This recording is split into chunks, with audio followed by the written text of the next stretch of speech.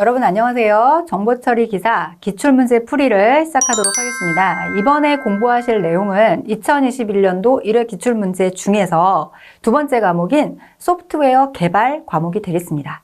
자, 20문제 저하고 함께 쭉 하나씩 풀어보면서 복습해 주시는 시간 갖기 바라겠습니다. 자, 1번입니다. 21번이죠. 네, 구현 단계에서 작업 절차를 순서에 맞게 나열한 것을 고르라는 문제입니다. 자, 코딩한다. 코딩 작업을 계획한다. 코드를 테스트한다. 컴파일한다. 자, 네 가지 중에서 가장 먼저 해야 할 일이 무엇일까요? 항상 모든 일에는 계획이 먼저 있어야 되는 거죠. 그러니까 일단은 코딩 작업을 계획합니다. 자, 그 다음 코딩 작업을 계획했으니까 코딩을 해야 되겠죠? 네, 두 번째는 코딩을 해주시면 되겠습니다. 자, 코딩을 하고 나면 컴파일을 해야 되겠죠? 네, 컴파일을 합니다. 컴파일 하고 나면 제대로 된 건지 테스트가 되는 거겠죠? 자, 그렇다면 요 순서대로 나열한 거 니은, 기역, 리을, 디귿. 자, 2번이 답이 되겠습니다. 자, 그 다음에 공부할 내용은 여러 가지 정렬 방법들 중에 하나인 선택 정렬을 보도록 하겠습니다.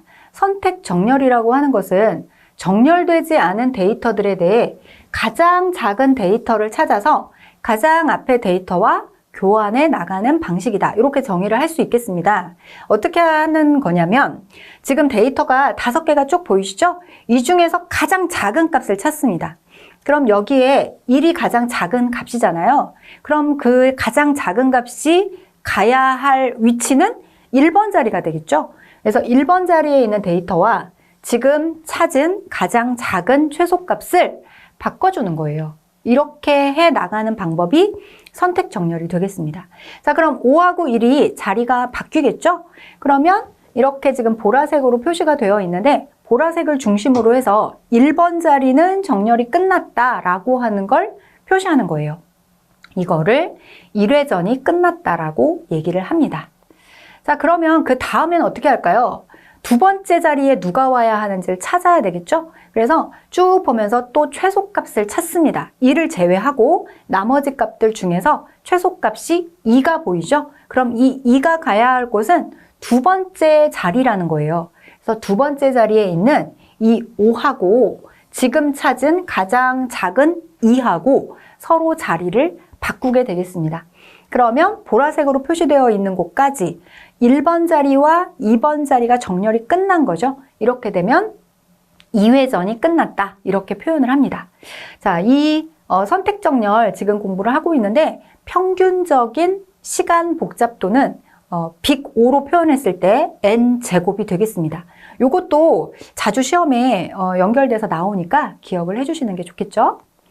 자, 문제를 한번 보도록 하겠습니다. 다음 자료에 대하여 셀렉션 소트를 사용해서 오름차 순으로 정렬했다. 패스 3의 결과가 무엇이냐? 패스 3라고 하는 것은 1번, 2번, 3번 자리까지 정렬이 완성됐다. 이런 말이잖아요. 그래서 이렇게 객관식일 경우에 보통 이거부터 확인을 해 주시면 돼요. 3개가 정렬이 되어 있는지.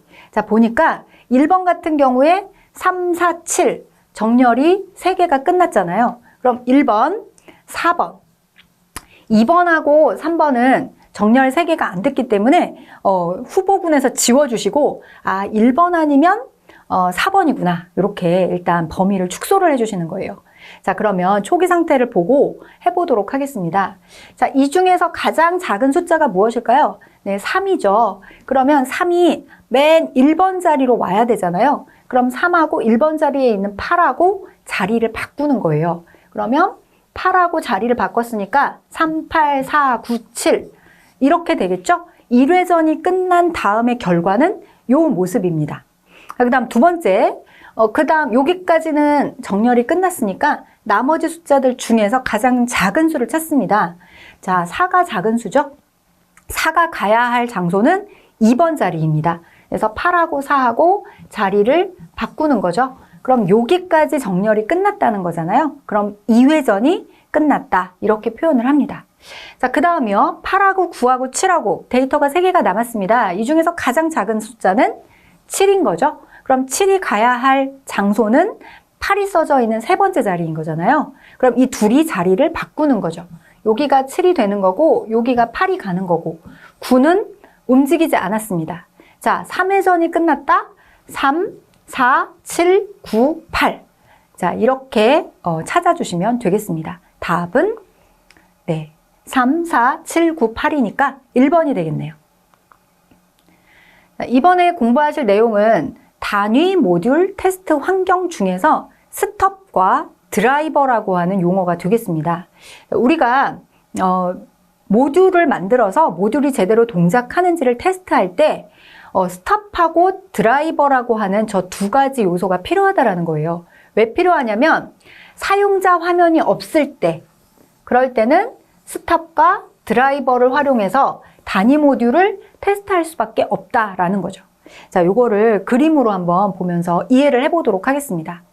자, 내가 지금 모듈 2를 완성을 했어요. 모듈 2를 완성을 해서 내 아래에 아직 모듈 5가 만들어지기 전이에요. 그런데 내가 다른 함수를 호출해서 예를 들자면 내가 숫자를 누군가에게 내 밑에 있는 하위 모듈에게 넘겨주면서 이게 소수인지 아닌지를 판별해 주세요 라고 명령을 내렸을 때 그 친구가 이거 소수야, 이거 소수 아니야 이렇게 대답을 해주면 난 그걸 가지고 뭔가 할 일이 있어요. 그런데 이거 소수인지 아닌지를 판별해주는 나의 하위 모듈이 만들어지기 전이면 이 모듈 2를 어떻게 테스트하냐 이거죠. 그렇죠? 그렇다고 모든 걸 다 만들 때까지 기다릴 시간은 없어요. 그럴 때 이렇게 스톱이라고 하는 가상의 모듈을 아직 완성된 건 아니지만 간단하게 그 호출을 받아서 이거 소수예요, 이거 소수 아니에요 간단하게 대답이 왔을 때 그 다음에 할 일을 모듈 2가 제대로 할 수 있는지만 테스트할 수 있도록 도와주는 이런 용도로 하위 모듈을 만들어서 쓴다라는 거죠.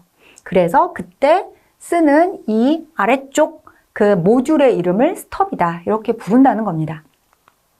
자, 마찬가지로 상향식에서도 이런 게 필요할 때가 있어요. 상향식은 아래에서 하위 모듈부터 만들어서 위로 올라가는 그런 구조인 거잖아요.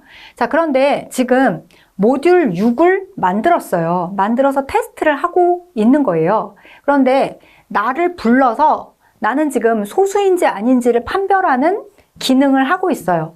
그래서 누군가가 나한테 물어봐 주면 대답을 잘 해줄 수 있는데 나한테 이거 소수야, 이거 소수 아니야 라고 숫자를 던져줄 나의 위쪽에 있는 모듈 3이 없는 거예요.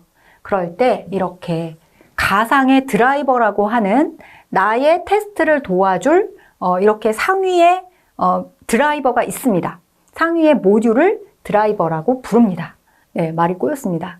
이렇게 이해를 해주시면 좋겠습니다. 하향식에서는 스톱이 필요한 거고요. 상향식에서는 드라이버가 필요한 거죠. 자, 문제 23번입니다. 하향식 통합시험을 위해 자, 하향식이라는 말이 나왔기 때문에 일단 여러분들이 쉽게 답을 찾으실 수가 있습니다. 일시적으로 필요한 조건만을 가지고 임시로 제공되는 모듈이 있다. 이게 무엇이냐? 하향식이었으니까 스톱이 되겠죠? 네, 답은 1번입니다. 24번 보겠습니다. 다음 전위식을 후위식으로 옳게 표현한 게 무엇이냐? 전위식이라는 건 연산식이 앞에 있다는 거예요.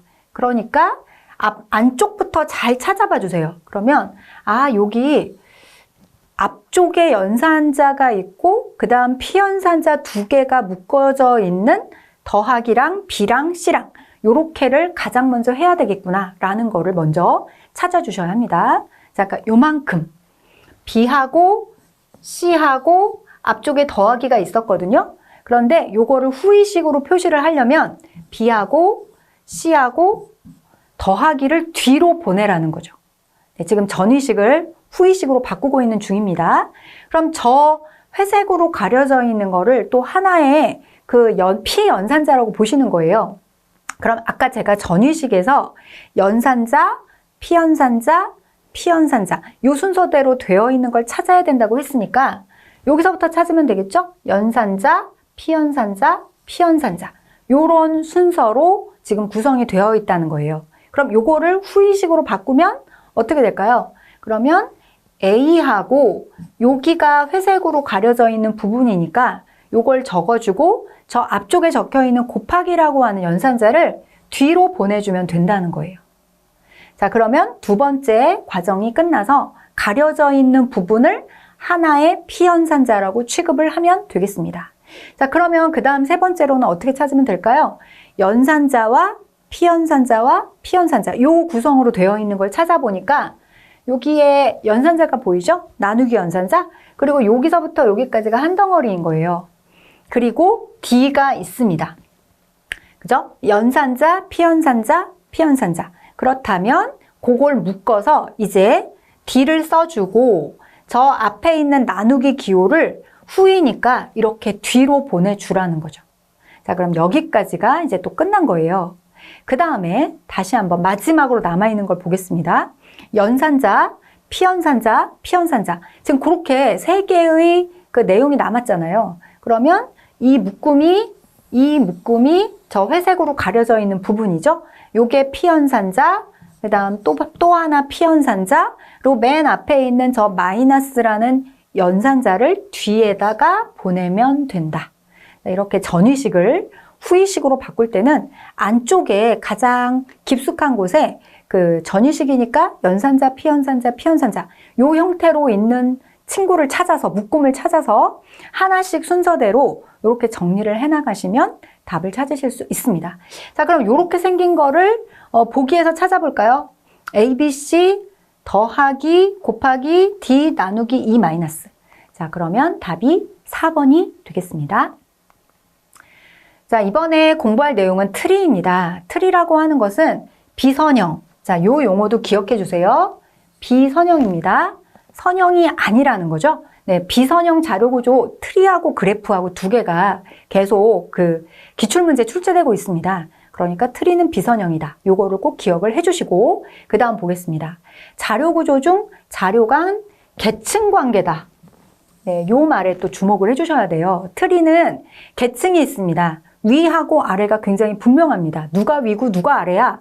이거를 굉장히 중요하게 생각하는 자료 구조가 트리가 되겠습니다.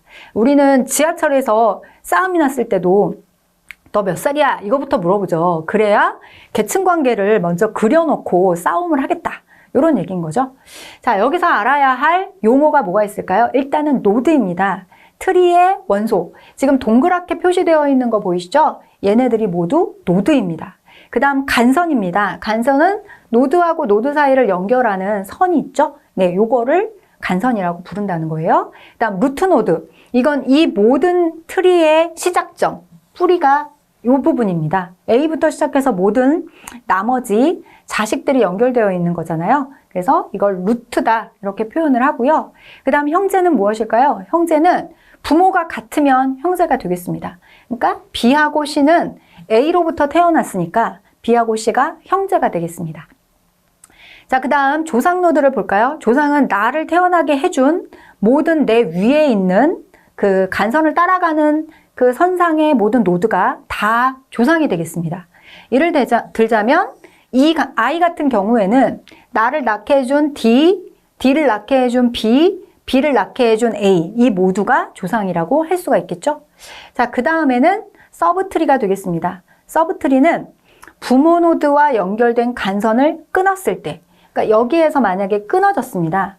네, A가 조상인데 돌아가셨습니다. 그러면 이렇게 묶음이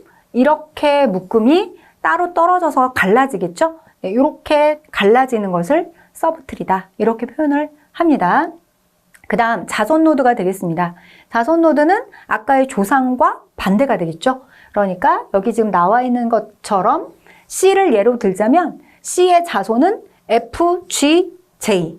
그죠? 내가 낳은 자식, 그 자식이 낳은 자식, 그 자식이 낳은 또 자식, 그 모두가 다 자손이다 라고 볼 수가 있겠습니다. 자, 그 다음 차수를 보겠습니다. 차수는 자식을 몇 개를 갖고 있느냐, 그거를 차수라고 합니다. C 같은 경우에는 F하고 G, 자식을 둘을 낳았죠? 이런 걸 차수라고 얘기를 해요. 그럼 전체 트리의 차수는 무엇입니까? 그러면 어떤 자식은 자식이 두 개가 있고요. 네, 어떤 노드는 자식이 두 개가 있고요. 어떤 노드는 자식이 하나도 없고요. 어떤 노드는 자식이 뭐 3개가 있고요. 이렇게 트리의 구조를 보면 자식의 개수가 다 다를 때가 있어요. 그럴 때 그 자식을 가장 많이 갖고 있는 차수 중에서 가장 큰 값을 그 트리의 차수다. 이렇게 얘기를 합니다. 자, 그 다음 단말 노드를 보겠습니다. 리프 노드라고도 표현을 하는데요. 차수가 0인 거, 그러니까 자식을 하나도 갖지 않은 노드를 단말 노드다. 이렇게 표현을 합니다. 여기 보시면 맨 마지막에 있는 H, I, J, 뭐 G 이런 노드들은 자식이 없잖아요. 이게 바로 단말 노드가 되겠네요. 자, 그 다음 높이를 보겠습니다. 노드의 높이는 루트에서 노드까지 간선이 몇 개 있느냐, 그걸 가지고 나타냅니다. 그러니까 여기서부터 이렇게 요게 높이가 되는 거죠. 그래서 G의 높이는 2다. 이렇게 표현할 수가 있고요. J는 A부터 시작해서 하나, 둘, 셋. 간선이 3개가 연결됐죠? 그러면 높이가 3이다. 이렇게 표현을 할 수가 있겠습니다. 마찬가지로 아까 차수처럼 이 트리의 높이가 얼마입니까? 라고 물어보면 각 노드가 갖고 있는 높이들 중에서 가장 큰 값을 얘기해 주시면 되겠습니다. 자, 25번 문제를 풀어보도록 할게요. 그래프의 특수한 형태로 노드와 선분으로 되어 있고 정점 사이에 사이클이 없고 자료 사이의 관계성이 계층이다. 네, 계층이라고 하는, 계층 형식이라고 하는 용어가 보이시죠? 네, 계층 형식이고 비선형이다. 이렇게 나와 있기 때문에 답을 금방 찾으실 수 있습니다. 답은 트리가 되겠네요. 자, 이번에 공부할 내용은 선형 구조에 있는 그 여러 자료 구조들을 살펴보려고 합니다. 가장 먼저 나와 있는 게 스택입니다. 스택은 그림에서 보시는 것처럼 한쪽 끝에서만 자료를 넣거나 뺄 수 있는 그런 구조가 되겠습니다. 항상 스택이 나오면 따라 나오는 그 용어가 있습니다. 리포라고 해서 last in, first out. 그러니까 마지막에 들어간 자료가 가장 나중에 나온다. 아니죠. 마지막에 들어간 자료가 가장 빨리 나온다. 네, 요 용어로 기억을 해주셔야 스택을 설명할 수가 있겠습니다. 지금 아래가 막혀 있습니다. 아래가 막혀 있고 이쪽으로만 들어갈 수 있고 이쪽으로만 나갈 수 있어요.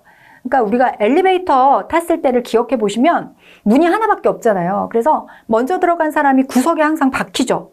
그러면 1층에서 문이 열리면 그 가장 구석에 박힌 사람이 가장 마지막으로 빠져나가잖아요. 네, 그런 구조라고 보시면 되겠습니다. 지금 그림에는 나오고 있지 않은데 여기에 마지막에 들어간 자료가 누구인지를 가리키는 포인터가 있습니다. 네, 탑이라고 해서 맨 꼭대기에, 그러니까 가장 마지막에 들어간 애가 F예요 라고 하는 거를 기억하고 있는 포인터는 하나가 존재한다라는 거죠. 자, 지금 보시면 인풋이 A, B, C, D, E, F 이런 순서로 들어갔겠구나. 그쵸? 맨 마지막에 깔려있는 저 맨 밑바닥에 깔려있는 A가 가장 먼저 들어갔겠구나 라는 걸 알 수 있고요. 요거를 팝이라고 하는 연산자를 이용해서 꺼낸다고 하면 순서가 F, E, D, C, B, A 거꾸로 이렇게 나가게 된다라는 거죠. 이번에는 Q를 보겠습니다. 한쪽 끝으로 자료를 넣고 반대쪽에서 자료를 빼고 이런 선형 구조를 Q라고 합니다. 우리가 어딘가에서 줄을 설 때 이렇게 라인을 만들어주면 거기에 한 줄로 쭉 줄을 서죠. 네, 먼저 온 사람이 앞에 쓰고 나중에 온 사람이 뒤에 쓰고 이렇게 공평하게 할 수 있는 구조, 요거를 Q라고 한다는 거죠. 지금 보시면 이렇게 화살표가 보이는데 아까 스택에서는 탑이라는 이름에 가장 나중에 들어온 자료를 기억하는 포인터가 한 개 존재한다고 했잖아요. 그런데 지금 요 Q에서는 맨 처음에 들어온 원소를 가리키는 프론트하고요. 맨 마지막에 들어온 원소를 가리키는 리어, 이렇게 두 가지 포인터가 준비되어 있습니다. 그래야 누구를 먼저 삭제할지, 누구를 어디에 삽입할지 이런 거를 관리할 수가 있겠죠? 네, Q는 이런 자료 구조입니다. 26번 문제를 보도록 하겠습니다. 스택에 대한 설명으로 틀린 것을 찾아라. 입출력이 한쪽 끝으로만 제한된 리스트이다. 네, 맞는 말이죠. 그리고 헤드와 테일에 2개 포인터를 갖고 있다. 네, 요거는 Q에 대한 설명이었습니다. 다음 3번. 리포 구조이다. Last in, first out. 마지막에 들어간 게 먼저 나간다. 맞는 말이죠? 네. 더 이상 삭제할 데이터가 없는 상태에서 데이터를 삭제하라고 계속 요구를 하면 언더플로우가 발생한다. 네, 요거 맞는 말입니다. 그리고 더 이상 삽입을 할 수 없는데 계속 데이터를 삽입하라고 하면 오버플로우가 발생하는 거죠. 자, 그래서 답은 아까 2번. 네, Q에 대한 설명이 스택에 대한 설명으로 틀린 답이 되겠습니다. 자, 이번에 공부하실 내용은 디지털 저작권 관리의 기술 요소가 되겠습니다. 네, 디지털로 만들어진 자료들은 이걸 내 거다, 이건 내 거니까 건들지 마, 이런 거를 표시할 수 있는 여러 가지 그 장치가 필요하겠죠. 그래서 지금 보시는 여러 구성 요소를 기억을 해주셔야 합니다. 일단은 제목을 기억을 해주셔야 돼요. 암호화가 있습니다. 첫 번째 암호화. 콘텐츠나 라이센스를 암호화할 수 있는 기술이 있어야 되겠죠. 두 번째는 키 관리입니다. 콘텐츠를 암호화한 키를 어떻게 저장하고 어떻게 배포할 것이냐. 네, 그게 키 관리라는 그런 저작권 관리의 기술이 되겠습니다. 그 다음 세 번째는 암호화 파일 생성이라고 적혀 있는데 밑에 보시면 패키저라고 하는 설명이 있죠. 네, 요 용어를 같이 기억을 해주세요. 이거는 콘텐츠를 암호화된 콘텐츠로 생성할 수 있는 기술이 되겠습니다. 그 다음 네 번째는 식별 기술입니다. 콘텐츠에 대한 식별 체계를 표현해 놓은 기술이죠. 자, 디지털 저작권 관리의 기술 요소, 암호화, 키 관리, 암호화 파일 생성인 패키저, 식별 기술. 네, 아직 조금 더 있습니다. 네, 뒤에 보시면 저작권 표현이라는 기술이 있고요. 그리고 정책 관리, 그리고 크랙 방지, 인증까지. 네, 지금 이렇게 여러 가지의 기술 요소들이 나오는데 일단은 구성 요소 무엇이 있는지 어떤 종류가 있는지를 기억을 해주시면 문제 푸는데 많이 도움이 되실 겁니다. 자, 문제입니다.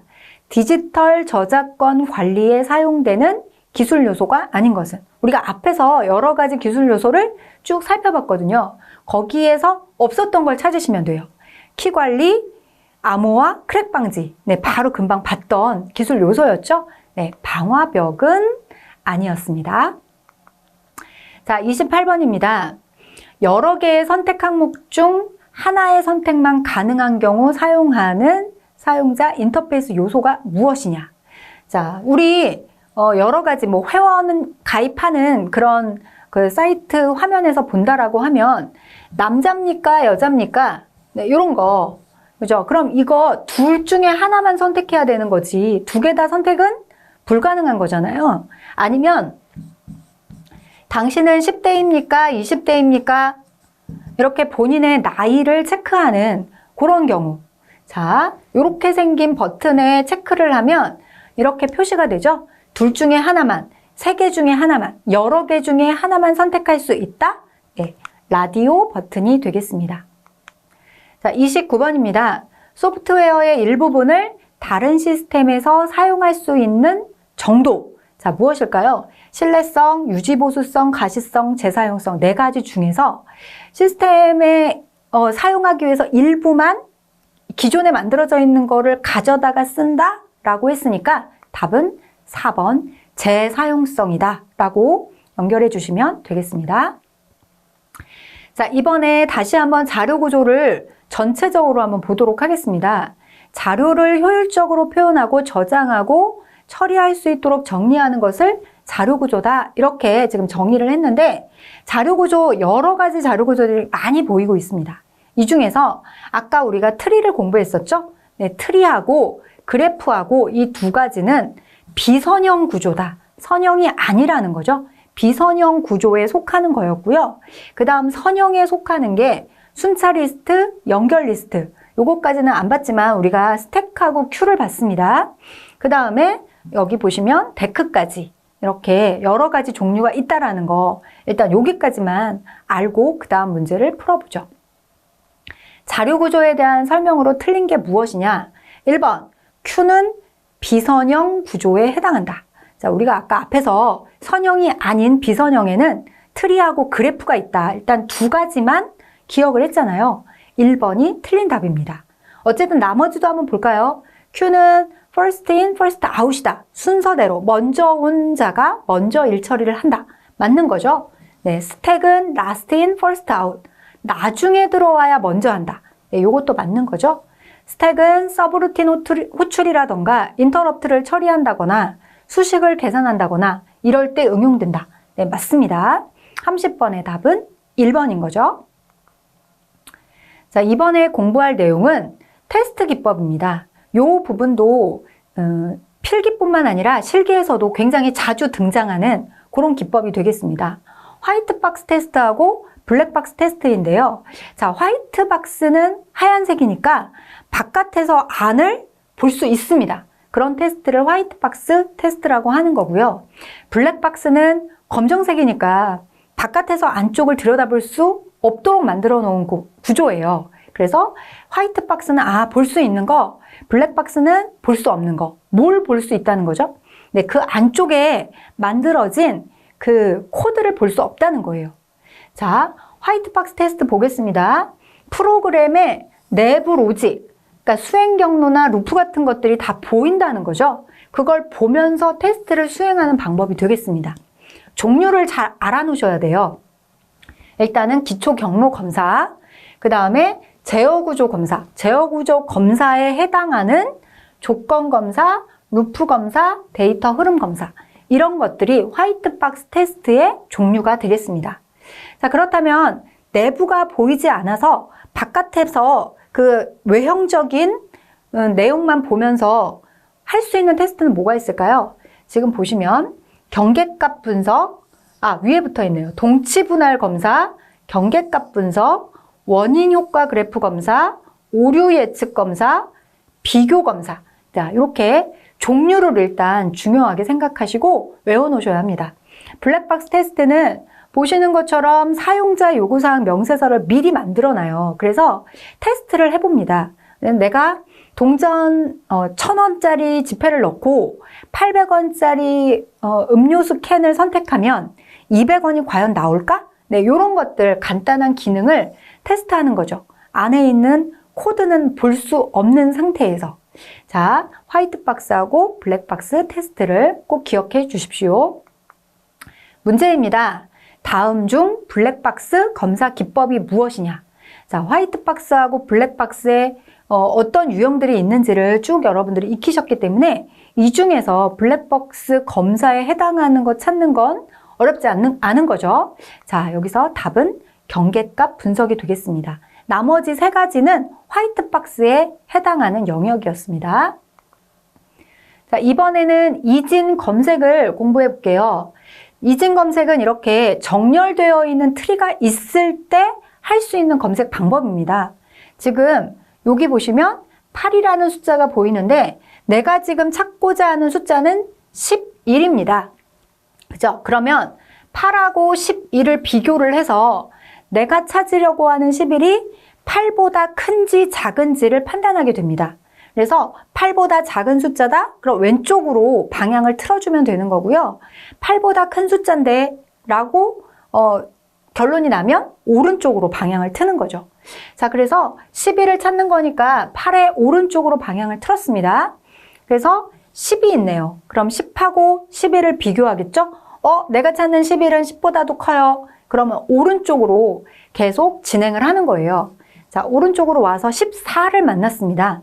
내가 찾으려는 11은 14보다 작은 숫자죠? 그러면 왼쪽으로 방향을 틀어서 여기에 있는 숫자가 내가 찾는 숫자인지를 확인하면 결과가 나오는 그런 방법이 이진 검색 방법입니다. 자, 지금 보시는 것처럼 정렬이 되어 있어야 왼쪽으로 갈지 오른쪽으로 갈지 방향을 정할 수가 있는 거고요. 이거를 왜 하느냐면 내가 오른쪽 방향을 선택하면 왼쪽은 안 봐도 되는 거죠. 그렇게 되면 내가 검색을 하면서 비교해야 할 대상이 반으로 줄어드는 거죠. 네, 그거를 기억하시면 이진 검색의 특징을 이해하실 수 있습니다. 문제입니다. 32번. 네, 이진 검색 알고리즘에 대한 설명으로 틀린 거를 찾아라. 탐색 효율이 좋고 탐색 시간이 적게 소요된다. 맞는 거죠. 그리고 두 번째, 검색할 데이터가 정렬되어 있어야 한다. 네, 정렬이 되어 있어야 얘를 왼쪽으로 방향을 틀지 오른쪽으로 방향을 틀지 결정할 수가 있습니다. 자, 마지막에 보니까 비교 횟수를 거듭할 때마다 검색 대상이 되는 데이터 수가 절반으로 줄어든다. 내가 오른쪽으로 방향을 틀면 왼쪽에 있는 건 안 쳐다봐도 되는 거잖아요. 그러니까 절반으로 준다고 표현하는 게 맞는 거죠. 그렇다면 답은 3번이 되겠습니다. 자, 다음 문제입니다. 소프트웨어가 가지고 있는 품질을 어떻게 측정하느냐, 특성의 종류를 주르륵 살펴보도록 하겠습니다. 이거는 제가 정한 게 아니고요. ISO, 권위가 있는 국제 그 표준을 만드는 기관에서 이렇게 문서번호 9126이라는 이름으로 이렇게 품질 특성을 정의해 놓은 표입니다. 품질 특성 중에 지금 기능성이라고 하는 품질 특성이 보이는데, 기능성은 내가 이러한 그 요구를 만족시키기 위해서 이런 기능을 수행할래요 라고 했을 때 정말 그 요구를 만족할 것이냐라는 걸 측정하는 거죠. 자, 기능성. 그다음 신뢰성은 규정된 성능 수준과 그 성능이 유지가 되고 오류가 막아지느냐, 그거에 관련된 품질 특성은 신뢰성이 되겠습니다. 세 번째는 사용성인데, 이건 사용자가 사용하기 쉽게 되어 있느냐, 그걸 얘기하는 거겠죠. 그다음 효율성입니다. 주어진 자원이 있을 때 요거를 요구된 성능을 만들기 위해서 효율적으로 잘 쓰고 있느냐, 효율성이겠죠. 유지보수성입니다. 그러니까 유지보수하기에 적합한지, 운영 환경 및 요구사항, 기능적 사양에 따른 소프트웨어를 수정하고 개선하기 좋게 되어 있는지, 요게 품질 특성 중 유지보수성의 성격이 되겠네요. 그다음 마지막에 보고 계신 이식성은 이거를 다른 환경으로 가져갔을 때도 제대로 잘 동작을 할 수 있게 만들었느냐, 그거를 보겠다는 겁니다. 소프트웨어 품질 특성, 기능성, 신뢰성, 사용성, 효율성, 유지보수성, 이식성. 요거는 각 그 품질 특성의 그 설명을 주면서 이게 뭐에 대한 설명이냐, 요거를 물어보는 그런 문제 유형이 많이 나오고 있습니다. 자, 문제 보겠습니다. 33번. 소프트웨어 품질 목표 중에서 쉽게 배우고 사용할 수 있는 정도, 무엇이냐 물어봤고요. 이렇게 예제가 지금 다 영어로 나와 있긴 합니다. 자, 1번부터 한번 볼게요. correctness입니다. 요거는 얼만큼 정확한지를 물어보는 거겠죠? 그 다음 두 번째, 요거는 신뢰성에 관련된 그 용어가 되겠습니다. 세 번째 나와 있는 게 사용 적합성. 이게 바로 사용자가 얼마나 쉽게 배우고 사용할 수 있느냐, 그거에 관련된 내용이겠죠? 그 다음 네 번째가 무결성이네요. 자, 답은 3번이 되겠습니다. 자, 이번에 공부하실 내용은 테스트 케이스가 되겠습니다. 특정한 프로그램의 일부분이나 경로에 어떤 경로를 정해놓고 그거에 따라 수행을 하면서 입력값, 실행 조건, 기대 결과 이런 것들을 미리 다 만들어 놓은 거예요. 그래서 그대로 잘 동작이 되는지를 테스트할 수 있는 명세서, 그것을 테스트 케이스라고 합니다. 자, 34번 문제.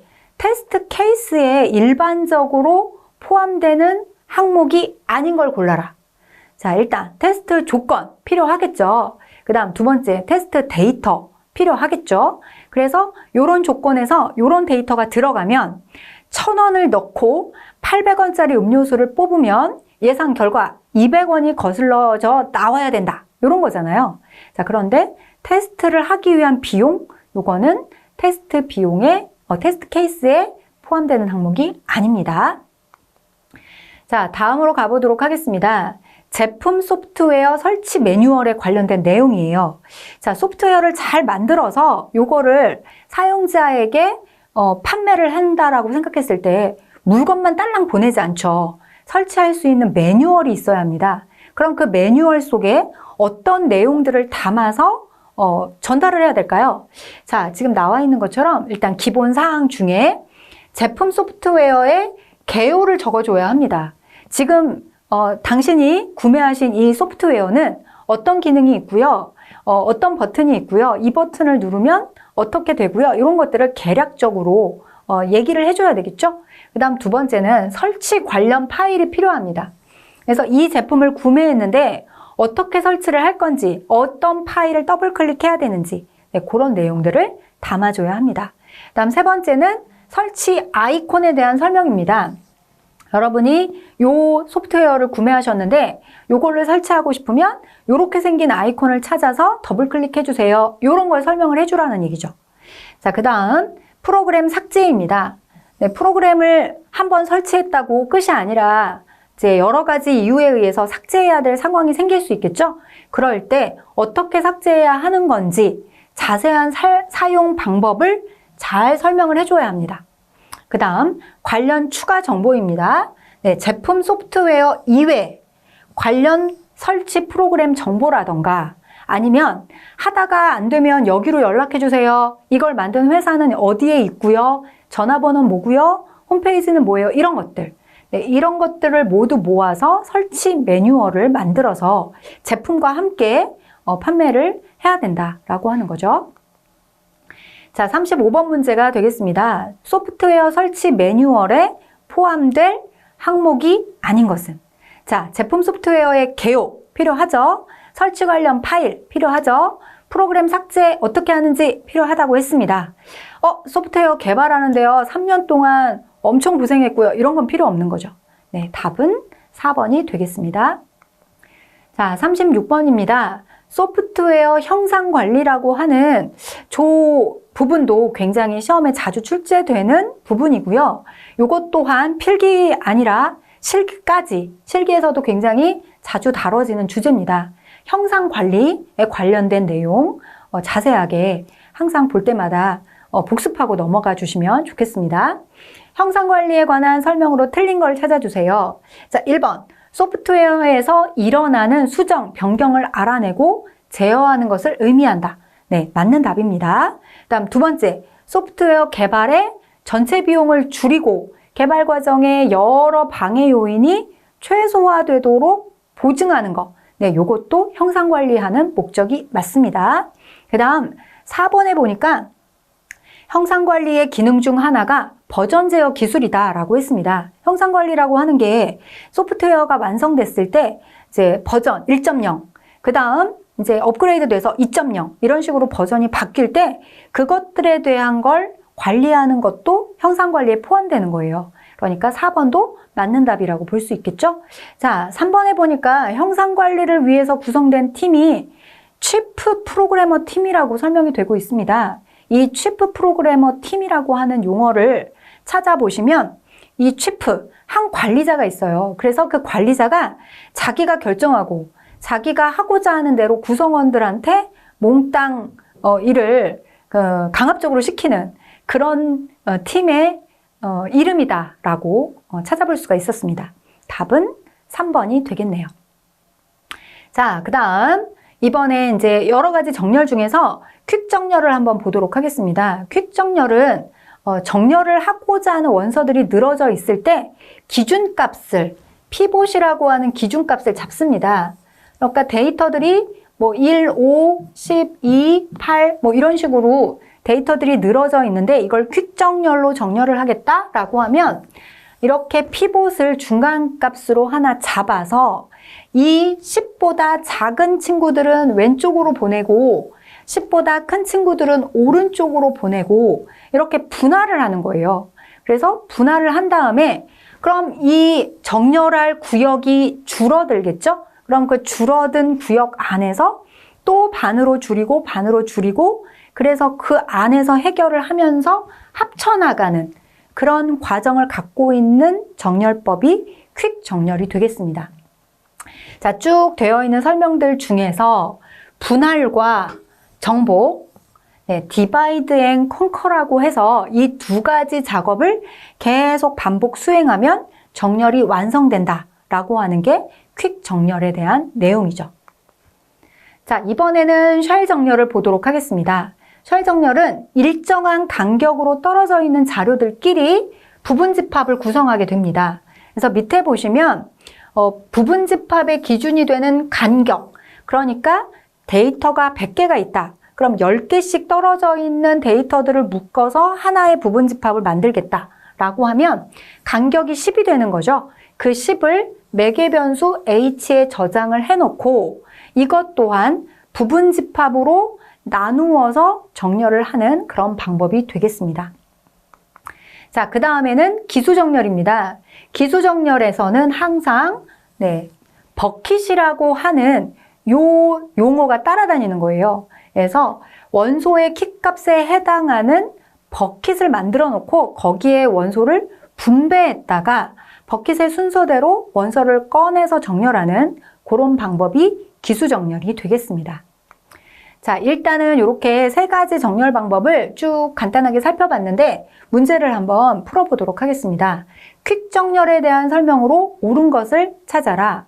레코드의 키값을 분석하여 같은 값끼리 그 순서에 맞는 버킷에 분배하였다가 버킷! 자, 저 버킷이라고 하는 용어를 보시면 바로 이건 기수정렬이구나 라고 떠올려 주시면 되겠습니다. 자, 그 다음 두 번째, 주어진 파일에서 인접한 두 개의 레코드 키값을 비교하여 그 크기에 따라 레코드 위치를 서로 교환한다.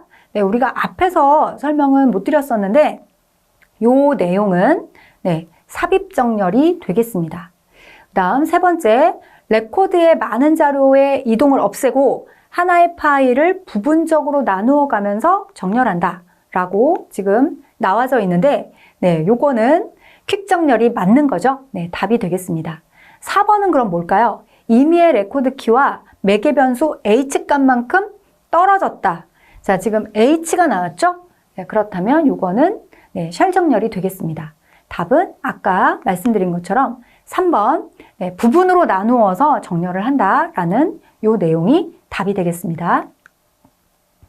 자, 이번에는 해싱을 한번 살펴보고 넘어갈게요. 해싱은 산술적인 연산을 이용해서 키가 있는 위치를 계산한 다음에 한 번에 바로 탁 하고 찾아가는 그런 계산 방식이 되겠습니다. 자, 비교를 해서 두 개의 값을 비교해서 검색을 하는 여러 가지 방법 중에는 순차 검색, 이진 검색, 트리 검색 이렇게 이거 외에도 물론 있지만 이런 검색법들을 예로 들 수가 있겠고요. 계산을 해서 검색하는 방법에는 이렇게 해싱이라고 답을 내주시면 되겠습니다. 이 해싱은 그럼 어떻게 한다는 거냐? 자, 키값에 대해서 해시 함수를 만듭니다. 해시 함수를 만들어서 주소를 구해 놓고요.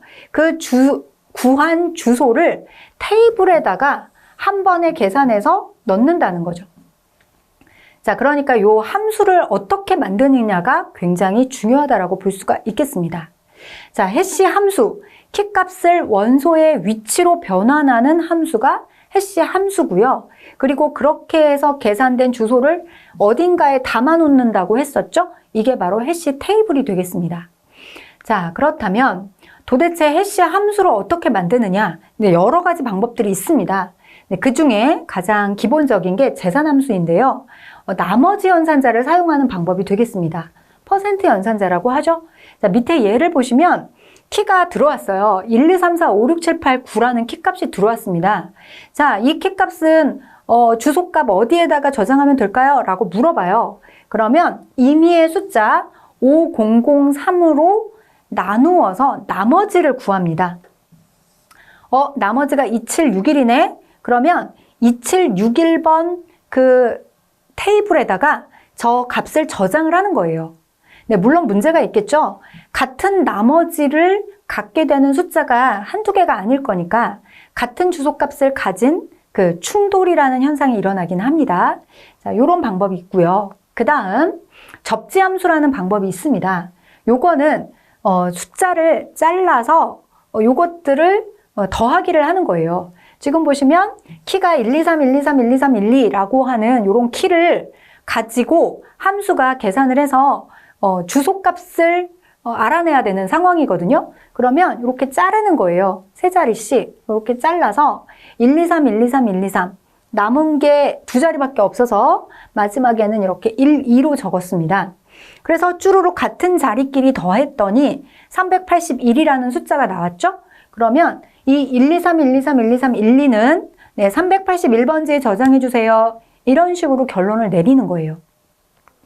자, 그 다음 숫자 분석 함수를 보도록 하겠습니다. 요거는 키값을 이루고 있는 각 자릿수의 분포를 분석합니다. 지금 보니까 이게 학번인 모양이에요. 앞에 2021이 모두 다 공통적으로 들어있습니다. 그럼 2021을 빼요. 그리고 그 다음에 나와 있는 숫자를 보니까 학과인 모양이에요. 소프트웨어 공학과여서 4번을 부여받은 모양입니다. 그러면 이것도 공통적으로 계속 나오네? 4도 제외합니다. 그러면 모두 다 좀 유일하다고 생각되는 세 자리가 남게 되겠죠? 그 세 자리를 103 이렇게 쓰면 또 겹치는 게 많을까 봐 지금 보시면 맨 앞에 있는 이 1을 맨 뒤로 이동을 한 거죠. 그래서 이쪽으로 이동해서 031 이렇게 정리한 걸 보실 수가 있습니다. 자, 이런 식으로 숫자를 분석해서 주소값을 구해내는 숫자 분석 함수가 있겠네요. 자, 그 다음에는 진법 변환 함수를 또 볼 수가 있겠습니다. 키값은 10진수예요. 그런데 그 10진수를 다른 진수로 바꾸는 거예요. 지금 같은 경우에는 16진수로 바꾼 거죠. 자, 16진수로 바꿔서 이렇게 다시 계산을 해낸 다음에 이 중에서 맨 끝에 세 자리를 키값으로 쓰겠다. 네, 이런 식으로 여러 방법들을 가지고 있습니다. 자, 38번. 해싱 함수의 종류가 아닌 것을 찾아라. 자, 제곱법, 숫자 분석법, 계산법, 네, 이런 것들이 있고요. 네, 개방주소법은 해싱 함수의 종류가 아니었습니다. 이렇게 답을 찾아주시면 되겠네요. 자, 아까 앞에서 화이트박스 테스트하고 블랙박스 테스트하고 이렇게 두 가지 종류를 봤는데 이번에는 다른 테스트 레벨을 한번 보도록 하겠습니다. 자, 먼저 단위 테스트가 있습니다. 단위 테스트는 모듈을 하나 만들어 놓고 가장 작은 단위인 거죠. 자, 가장 작은 모듈부터 테스트를 해서 이게 제대로 잘 동작할까? 요거를 판정하는 그런 테스트라고 보시면 되겠습니다. 그 다음 단위 테스트가 끝나서 정상적으로 잘 작동된다고 판단된 모듈들을 모은 다음에 통합 테스트를 하게 됩니다. 모듈과 모듈이 서로 상호작용을 잘 할 수 있는지, 네, 그것들을 테스트한다는 얘기겠죠? 모듈 간의 상호작용, 연계 동작, 이런 것들을 테스트합니다. 이 통합 테스트에 해당되는 테스트가 상향식 테스트, 하향식 테스트가 있습니다. 자, 그 다음 시스템 테스트가 되겠습니다. 단위 테스트도 잘 마무리가 됐고요. 통합 테스트도 성공적으로 잘 끝났습니다. 그러면 이제 세 번째로 전체 시스템이 정상적으로 잘 돌아가나? 이거를 판정하는 테스트를 해야 되겠죠? 그 테스트가 시스템 테스트가 되겠습니다. 여기에서는 기능 테스트, 비기능 요구사항 테스트 이런 것들이 해당된다고 보시면 되겠네요. 그 다음 마지막으로 인수 테스트가 있습니다. 시스템 테스트까지 다 완성이 되면 이거는 이제 문제가 없어요. 제대로 잘 작동하는 소프트웨어예요 라고 해서 이제 사용자에게 전달을 해야 되겠죠? 전달을 하기 직전에 사용자가 요구 분석 명세서에 명시된 사항이 잘 돌아가는지를 마지막으로 테스트를 해야 그 다음 인수가 결정된다라는 거예요. 자, 시스템이 예상대로 동작하고 있는지를 판정하는 그런 방법이 인수 테스트다. 그 안에 들어가는 거로 알파 테스트와 베타 테스트가 있습니다. 자, 인수 테스트의 종류, 마지막에 있었던 인수 테스트, 사용자에게 전달하기 바로 직전에 하는 그 인수 테스트의 종류로 형상 검사와 알파 검사와 베타 검사가 있습니다. 여기에 나와 있는 알파 검사와 베타 검사가 시험에 굉장히 자주 출제되는 용어가 되겠네요. 알파 검사 같은 경우에는요, 개발자의 장소에서 테스트를 합니다. 개발자의 장소에서 사용자가 개발자 앞에 있습니다. 그래서 뭐가 안 되면 바로바로 개발자에게 얘기할 수 있는 거죠. 자, 개발자의 장소에서 개발자 앞에서 행하는 검사 기법. 그러면 환경이 통제되는 거죠. 통제되는 환경인 거죠. 거기에서 오류나 문제점 이런 것들을 사용자하고 개발자가 같이 머리를 맞대고 얘기를 하면서 확인을 할 수 있는 그런 검사가 알파 검사입니다. 자, 그럼 알파 검사가 끝나고 나면 다음에 해야 될 게 베타 검사입니다.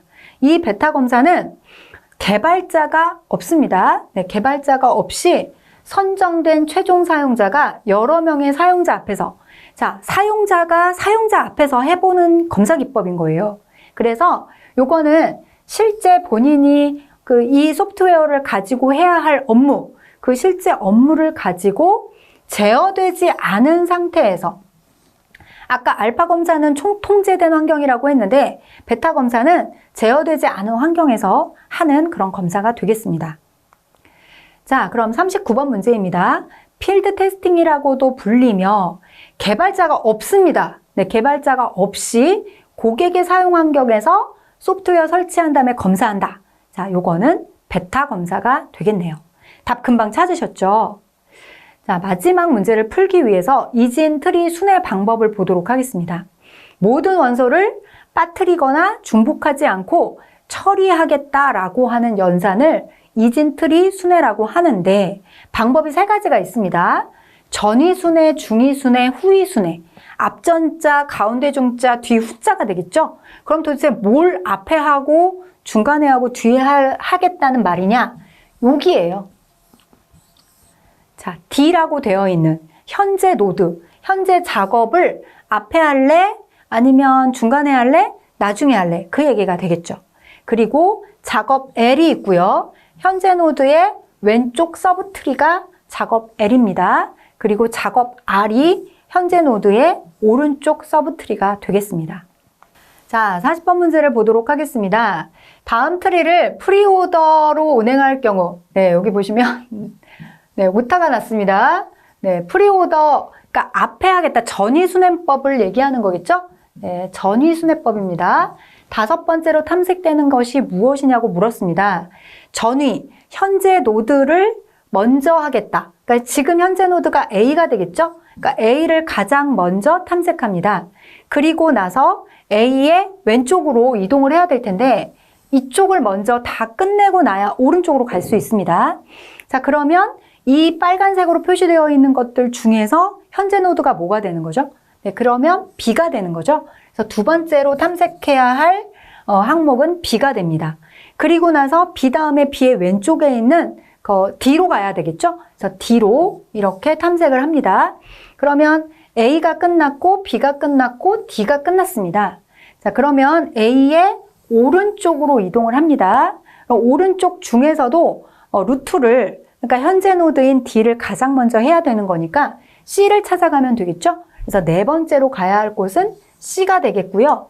그리고 나서 C의 왼쪽으로 방향을 틉니다. 자, 이쪽으로 방향을 틀어서 저 E, G, H 중에서 현재 노드가 뭐가 되나요? 2가 되겠죠? 그러면 2를 찾아가시면 되겠습니다. 다섯 번째로 탐색하는 걸 물어봤으니까 자, 다섯 번째 나왔습니다. 2가 된다라고 답을 찾아주시면 되겠습니다. 자, 이렇게 해서 2021년도 1회 기출문제의 두 번째 과목인 소프트웨어 개발 과목 20문제를 모두 풀어봤습니다. 네, 복습 꼭 부탁드릴게요. 수고 많으셨습니다.